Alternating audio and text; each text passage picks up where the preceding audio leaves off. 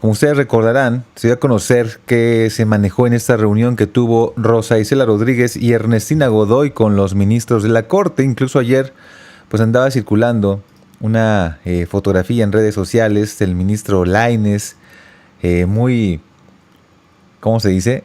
Muy caballero con ellas, ¿no? Cuando pues hemos sabido cómo se han manifestado estos ministros, y la presidenta no se anda con medias tintas. Por un lado, vimos que justamente la respuesta de la doctora ante este intento de reunirse con ella en Palacio Nacional pues fue tajantemente: no, yo no me voy a reunir con Norma Piña ni con los ministros.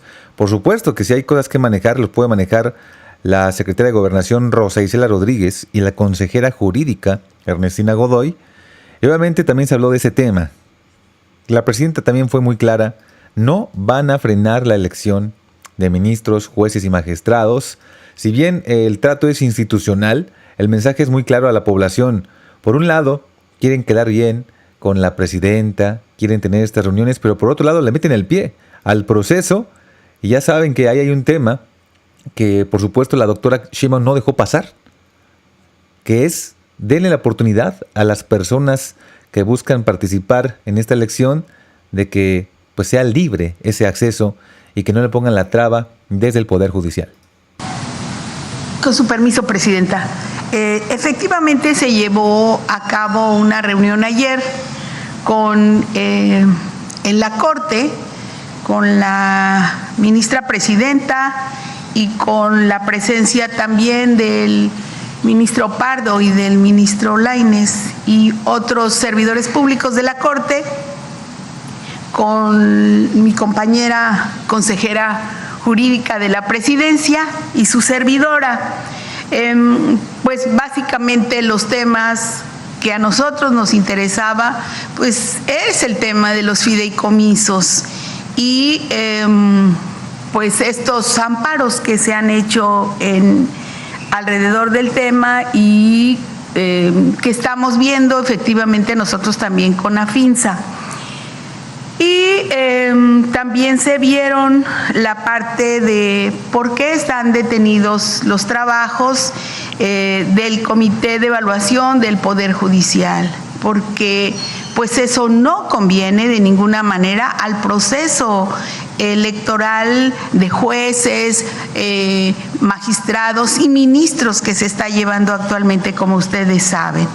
Entonces se abordó el tema. Ahora le voy a pedir, si así lo instruye, que cuáles fueron los argumentos que se plantearon por parte de las representantes que estábamos del Poder Ejecutivo, instándolos a que no afecten los derechos de los trabajadores. Y también, bueno, ellos nos plantearon sobre la afectación a las prestaciones de los trabajadores. Nosotros ahí fuimos muy claros en que se tiene que cumplir con la parte que dice la Constitución y también el respeto a las condiciones generales de trabajo. Entonces, bueno, es parte de lo que dijo justamente Rosa Isela Rodríguez. Ahora, aclarar algo: la reunión no se dio en Palacio Nacional, sino que se dio justamente en la Suprema Corte de Justicia. En una primera instancia, pues obviamente querían hablar con la presidenta. Ante la negativa de la doctora Sheinbaum, pues mandó justamente a la experta en derecho, que es Ernestina Godoy, y a la representante del gobierno, que es justamente Rosa Isela Rodríguez. Aquí está, miren. Rosa Isela Rodríguez y Ernestina Godoy se reúnen con ministros de la Suprema Corte. En la reunión se abordaron temas como la extensión de los fideicomisos, la reanudación del proceso de selección de candidatos por parte del Comité de Evaluación del Poder Judicial y la solicitud de ampliación presupuestal para ese poder. Pues ahí está Lainez recibiendo a Ernestina Godoy en las puertas de la Suprema Corte. Esa aclaración sí es importante. Y también tomó la palabra justamente Ernestina Godoy, mencionando pues la perspectiva que obviamente trae la presidenta de la República, que a su vez pues ellas llevaron el mensaje, porque también esa era otra, ¿no? Cuando estaba el presidente Andrés Manuel López Obrador, vimos las groserías de la gente del Poder Judicial, y la doctora pues está siendo muy institucional y dice: vamos a mandar a la experta en derecho para que pues se entienda con estas personas. Escuchemos lo que dijo la consejera.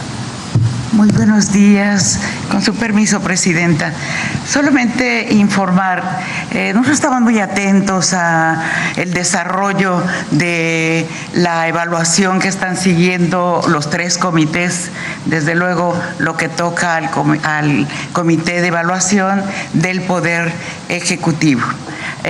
Ahí se están siguiendo los tiempos, los calendarios establecidos previamente, está en proceso, acaban prácticamente de hacer un cierre con entrevistas para las y los candidatos a ministros y a ministras.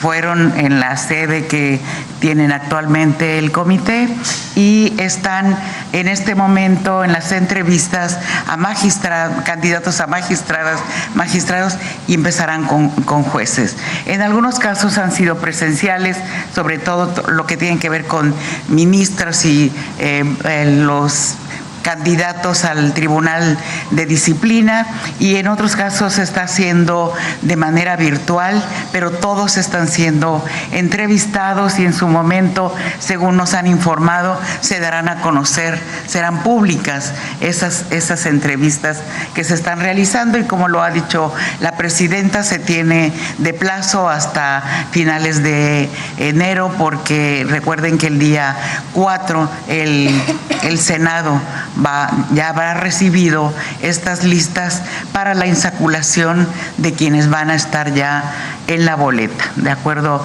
Se están siguiendo el calendario tal cual. Desafortunadamente, el Comité de Evaluación del Poder Judicial decidió suspender esta evaluación. Fue uno de los temas que se platicaron ayer con los ministros. Establecimos varios puntos de vista desde lo jurídico por los cuales ellos pueden hacer la reanudación de esta evaluación, porque son más de 3,000 personas que están inscritas en ese comité y que no puede ser que se les estén afectando sus derechos ciudadanos para continuar con la evaluación. La Presidenta también en esta preocupación de que todo salga bien en esta reforma tan profunda del Poder Judicial, estaremos analizando las posibilidades de que las personas que están inscritas en ese comité puedan ser evaluadas con los otros comités. Vamos a analizarlo para que no se vulnere los derechos de estas 3,000 personas que confiaron en el Comité de Evaluación del Poder Judicial. Pero vamos a seguir adelante, los otros comités están trabajando muy bien de manera pública y siguiendo todos los procedimientos. Eso es lo que tengo. En dado caso, entonces, consejera, el Comité de Evaluación del Poder Ejecutivo podrá... No. ¿Cómo? No, nosotros vamos a analizar, cada comité tiene su obligación y nosotros tenemos que analizar de manera conjunta con el Senado, incluso, que es quien tiene que, de acuerdo a la reforma constitucional, es quien tiene que resolver situaciones que se dan, ¿sí? Estamos en eso. Muchas gracias. La Corte está buscando, sigue la Presidenta de la Corte y algunos ministros utilizando el espacio que tienen para evitar que se dé la elección al Poder Judicial. Han hecho 3 acciones en contra de la reforma constitucional. La primera es aceptar o interponer los amparos para que no se cobre el recurso de los fideicomisos, no se integre el recurso de los fideicomisos a la tesorería, cuando la Constitución es clara de que así debe ser. La segunda tiene que ver con interrumpir los trabajos de la Comisión del Poder Judicial. No hay argumento para interrumpirlos. La Constitución es clara en que el amparo no tiene que ver con reformas constitucionales. Pero no solo eso. sino que el Tribunal Electoral, la Sala Superior del Tribunal Electoral del Poder Judicial de la Federación, ya dijo que la Corte, que no es función de la Corte intervenir en estos temas, que es un asunto del Tribunal Electoral porque es una elección popular. Y la tercera forma es que al disminuir el presupuesto del Poder Judicial, porque ya dice la Constitución que los salarios de los jueces deben ser menores y de los ministros que los de la Presidenta de la República, ahora ellos con esta disminución quieren disminuirles prestaciones a los trabajadores, cuando la Constitución es clara que deben permanecer intactos los derechos de los trabajadores. Entonces la Corte, una vez más, o la Presidenta de la Corte y algunos ministros, pues están actuando en contra de la reforma que fue decidida por el pueblo de México, aprobada de acuerdo a la Constitución para su modificación, y ahora hay estos tres elementos que son inexplicables. Entonces lo que hicieron la Secretaria de Gobernación y la consejera jurídica fue irles a decir esto. Se tiene que resolver el tema de la integración de los fideicomisos a el presupuesto, a la tesorería, sea para la elección, que hasta ahora solamente es un fideicomiso el que sea integrado a la tesorería, o para beneficio del pueblo de México, que va a ser muy claro y transparente. Una de las propuestas es que se integre el presupuesto al ISSSTE, que es justamente la institución social que atiende a los trabajadores del Estado. Entonces, no hay explicación para lo que está haciendo la Corte. Entonces, piden ellos la reunión para pedir más presupuesto. Ese fue el objetivo de la reunión.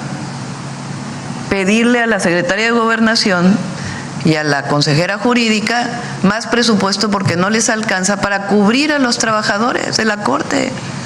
Claro que les alcanza, nada más que ellos se bajen sus prestaciones. Entonces no hay argumento para seguir en contra de la elección, pero además ahora ellos están afectando a terceros, porque los 3,000 personas que se inscribieron en el Poder Judicial para participar en la elección, pues ahora la Corte les está cerrando esa posibilidad. Entonces, el día de hoy le pedí a la Secretaría de Gobernación, a la consejera jurídica, que se pongan en contacto con el Senado de la República para ver de qué manera no se afectan los derechos de las personas que se inscribieron en el Poder Judicial y que se pueda llevar la elección. La elección va a ser el 1 de junio, eso que no les quede la menor duda. El 1 de junio se van a elegir jueces, juezas, magistrados, magistradas, ministros y ministras de la Suprema Corte de Justicia de la Nación. Así lo decidió el pueblo, así está establecido en la Constitución de la República. Entonces, ¿qué le decimos a la Corte? Lo que le fueron a decir la consejera jurídica y la secretaria de Gobernación, que continúe el proceso, que no hay argumento jurídico para que ellos hayan interrumpido el proceso de la comisión. Entonces, elección va a haber y van a dialogar con el Senado de la República para ver de qué manera se puede resolver el tema de las 3,000 personas a las cuales el propio Poder Judicial les está negando la posibilidad de participar. Muchas gracias, presidente. Gracias. Bueno, pues la respuesta es contundente a Norma Piña, a los ministros: dejen de querer poner obstáculos, dejen de poner obstáculos para estas personas, incluso pues 3,000 personas están quedando fuera. Y hemos visto también ahí un discurso de que por la presidenta se están quitando los recursos a trabajadores, se les bajó el sueldo. También proviene justamente del Poder Judicial. Ese plan malévolo lo han dado a conocer algunas ministras, incluida la ministra Lenia Batres, la ministra del Pueblo.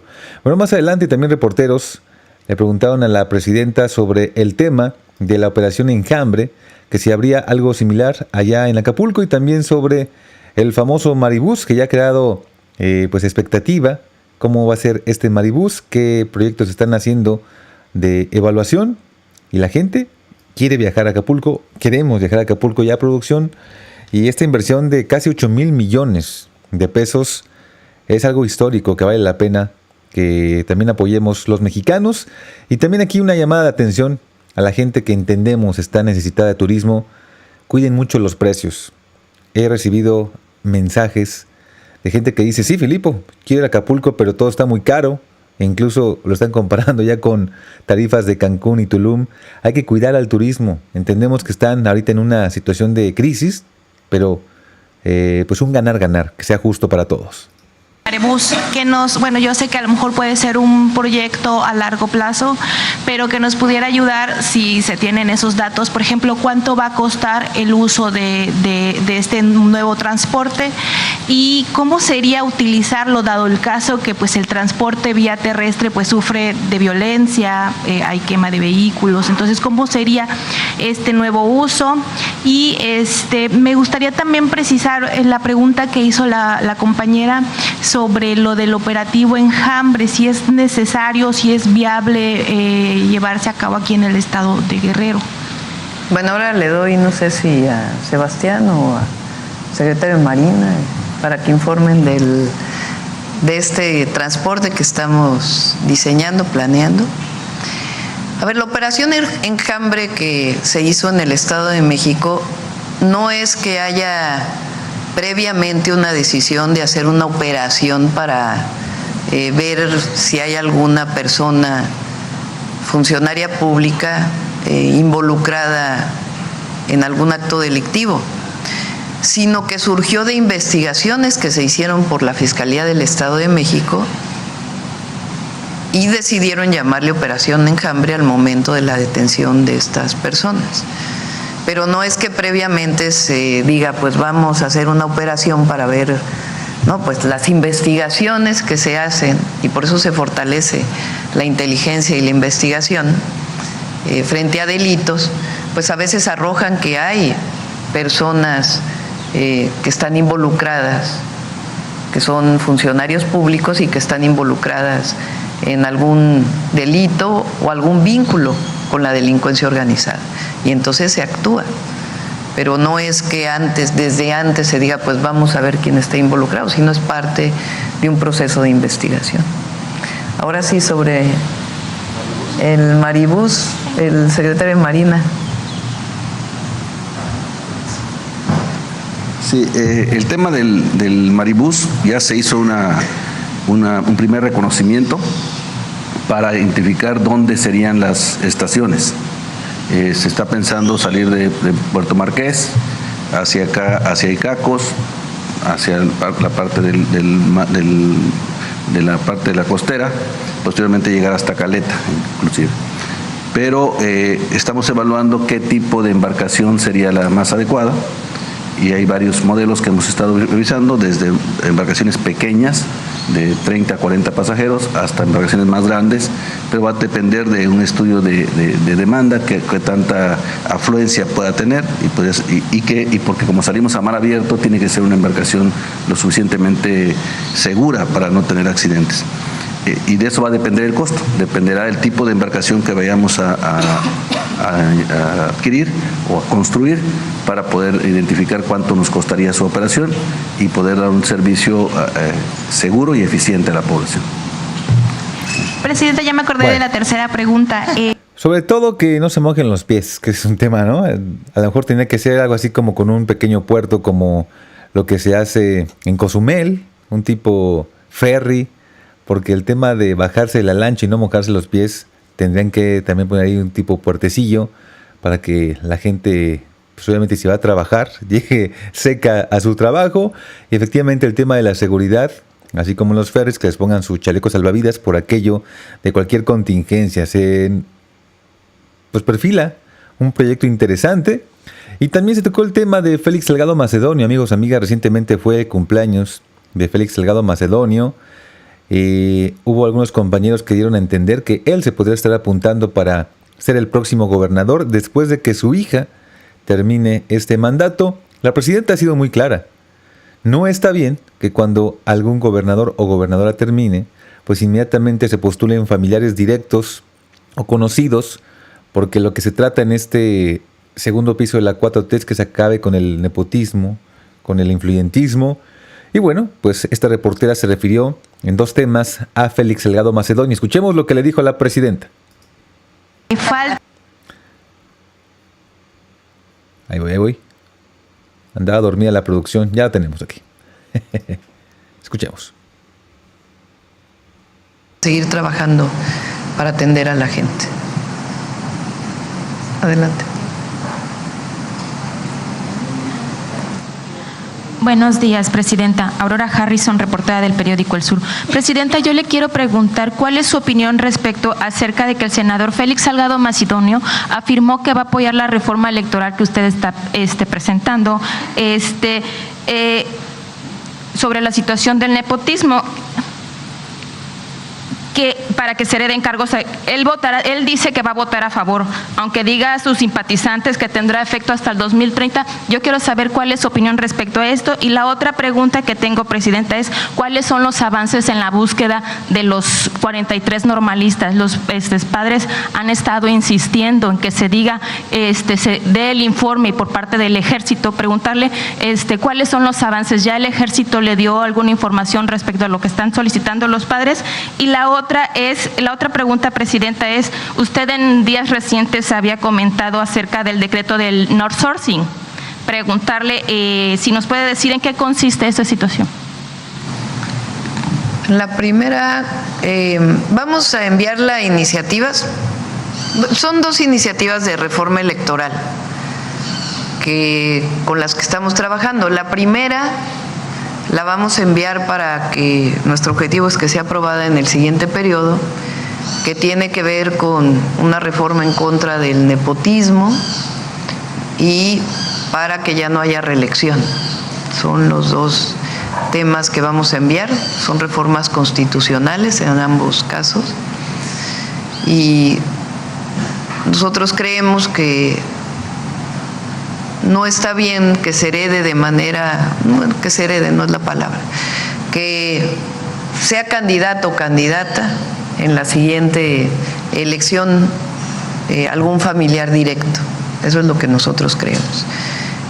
Esencialmente para todos los cargos, pero principalmente para los cargos del Ejecutivo municipal, estatal y federal. Esa es una reforma. La otra es sobre la reelección, que nosotros creemos en la Constitución de 1917, sufragio efectivo, no reelección para ningún cargo de elección popular. Entonces vamos a enviar esas y después estamos trabajando, ya se enviaría después, en lo que tiene que ver con la desaparición de las listas plurinominales como las conocemos ahora, en la reducción del financiamiento a partidos políticos y que las elecciones sean democráticas, transparentes, abiertas, pero que no representen tanta erogación de recursos, y algunos otros temas que vamos a enviar en su momento. Esas son las 2, el planteamiento sobre reforma electoral.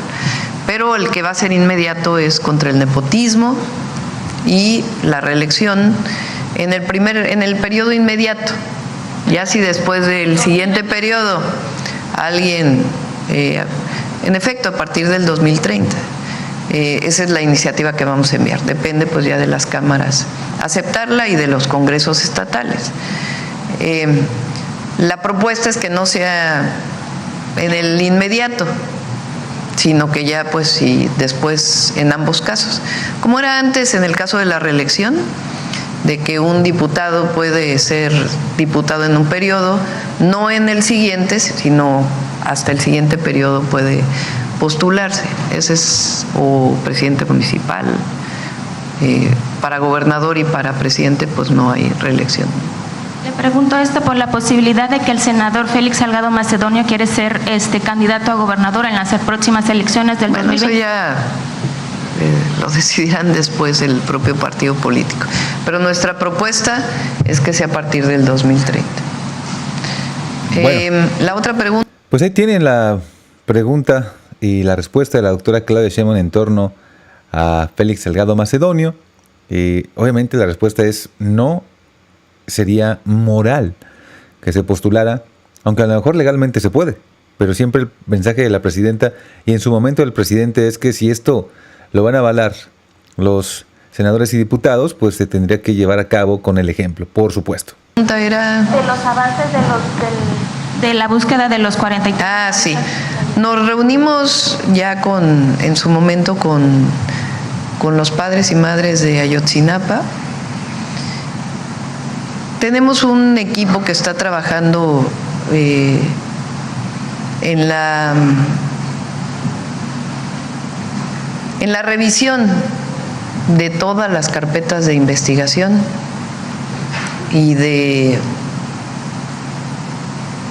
algunos elementos que no fueron considerados durante todo el proceso. No por otra cosa, sino porque es bueno que haya un equipo nuevo que revise nuevamente el caso, desde lo que pasó la noche de la desaparición de los estudiantes. El Ejército ha estado colaborando desde el momento que entró el presidente López Obrador y ahora también en todo lo que se requiera. Incluso hay algunas personas que están detenidas, que fueron o que son elementos del Ejército y han seguido colaborando en todo lo que sea necesario. Y ustedes saben pues lo que fueron las últimas cartas del presidente López Obrador a los padres. Nosotros coincidimos en esta visión, pero no por ello estamos dejando de hacer esta revisión integral que ha llevado a nuevas detenciones. Y vamos a seguir trabajando. No, ese caso va a seguir siendo parte de nuestras prioridades. Bueno, pues ahí tienen la respuesta en torno a los 43 normalistas de Ayotzinapa. También tocaron el tema de la elección del Poder Judicial. Recientemente se reunió la doctora Claudia Sheinbaum con los consejeros. Ahí se habló de un monto, de un fideicomiso de 800 millones de pesos. La doctora pidió explicación de por qué tendrían que estar dando de 1,000 a 1,500 millones de pesos. Dice que es demasiado dinero, que se expliquen por parte de los consejeros en qué se gastarían esos recursos. Y también ahí hay unas dudas en cuanto a la promoción, que se puede y que no se puede anunciar. Incluso la presidenta también habló de un posible apoyo por parte de los espacios del gobierno federal. Escuchemos lo que dijo. A ver, acá adelante primero y luego ya atrás.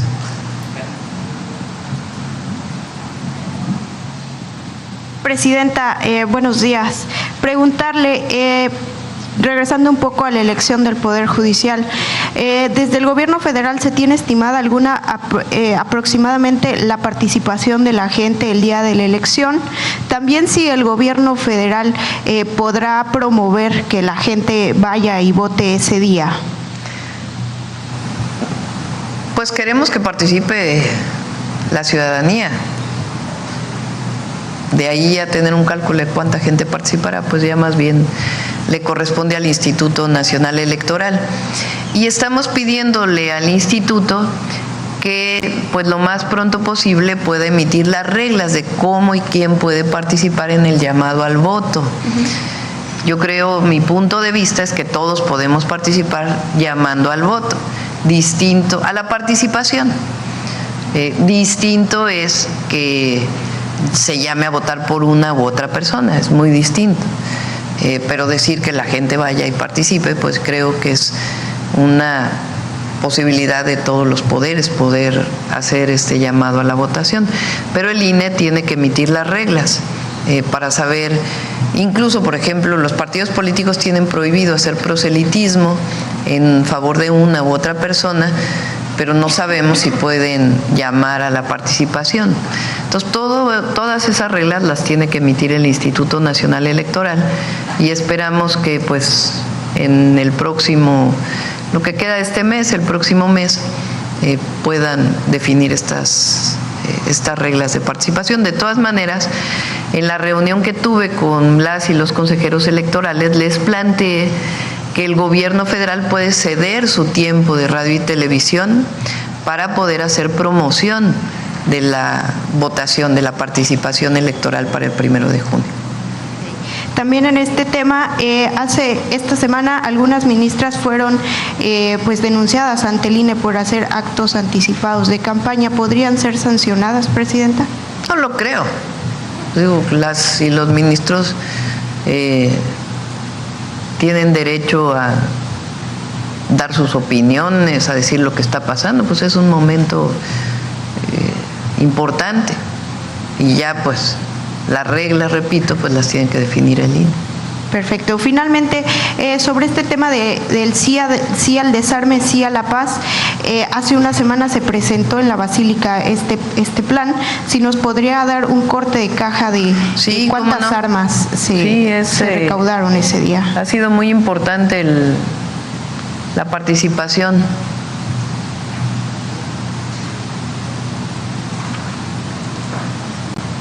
No hay problema. Fíjense, aquí lo tengo. A ver si lo tienen, ahí está, mira. Son 213 armas cortas, 49 armas largas, 13 granadas, 14.887 cartuchos, 153 cargadores y se han erogado 1.530.627 pesos. Se va a quedar una semana más ahí en la Basílica, pero se está instalando en otros lugares. Aquí en Guerrero también ya está el programa. Para todos los que no lo conocen, una persona que tenga un arma puede entregarla sin ningún tipo de investigación. Se le dan recursos económicos a cambio a partir de una lista que fue aprobada y publicada de cuántos recursos a partir de qué armas se entrega, y el objetivo es desarmar, el objetivo es la construcción de la paz. ¿Hoy empieza aquí en Guerrero? Sí, al 22, pero vamos. Es una feria de paz. Hoy es una feria de paz. El 22 se inicia aquí en Guerrero, perdón. Estamos trabajando en este caso con las iglesias. Digo las iglesias porque son de diversas denominaciones y particularmente con la Iglesia Católica, que estamos en los atrios de las iglesias, de los templos, que amablemente abren sus puertas para generar un espacio de confianza para la entrega de estas armas. Y por supuesto la Secretaría de la Defensa Nacional es la encargada de destruir las armas. ¿Se implementará principalmente en los estados donde hay mayor índice de violencia? Va a ser en todo el país, pero sí vamos a ir a los estados en donde creemos que es necesario intervenir. Gracias, Presidenta. Gracias. Bueno, pues ahí tienen el mensaje de la doctora Claudia Sheinbaum Pardo. Y ya para finalizar, hoy es cumpleaños de Ernestina Godoy. Le partieron su pastel justamente en uno de estos eventos y agradeció el gesto de la Presidenta de la República. Agradezco mucho las muestras de cariño, mensajes y cálidas palabras por mi cumpleaños. Y a nuestra querida Presidenta Claudia Sheinbaum le devuelvo con mucho aprecio el abrazo que hoy me dio con Acapulco de fondo, con 2 deliciosos pasteles incluidos. Gracias por hacerme sentir tan alegre, amada y recordada en este día. Bueno, doble pastel, amigos, amigas. Yo dije son 2 pasteles. Ahí está también pues el detalle, ¿no?, que muestra la doctora Claudia Sheinbaum con sus colaboradores, el hecho de que hayan reconocido el cumpleaños de esta excelente servidora pública, creo que es relevante. Y con esto nos despedimos. Tendremos más información porque hubo otro evento, ya más tarde también, de Jóvenes Construyendo el Futuro. Este programa que también ha sido muy criticado, en donde se dice que para qué apoyar a los ninis y no sirve de nada, que hay por ahí también una cuestión de negocios con las empresas. Bueno, pues el día de hoy se da a conocer la importancia de este programa, que incluso se ha llevado a conferencias matutinas por jóvenes que gracias a este apoyo se han convertido en muy buenos reporteros y periodistas. Así que no hay que juzgar. Efectivamente hay cosas por mejorar, sí hay denuncias de algunos programas que no son bien utilizados, pero en su mayoría la gente está contenta y son prioridades del gobierno de la 4T, buscar el humanismo y el bienestar del pueblo de México. Con esto nos despedimos, como siempre agradeciendo tu preferencia e invitándote a las redes sociales que aparecen en pantalla, porque un México informado siempre es un México mejor. Que tengas excelente fin de semana, nos vemos muy pronto.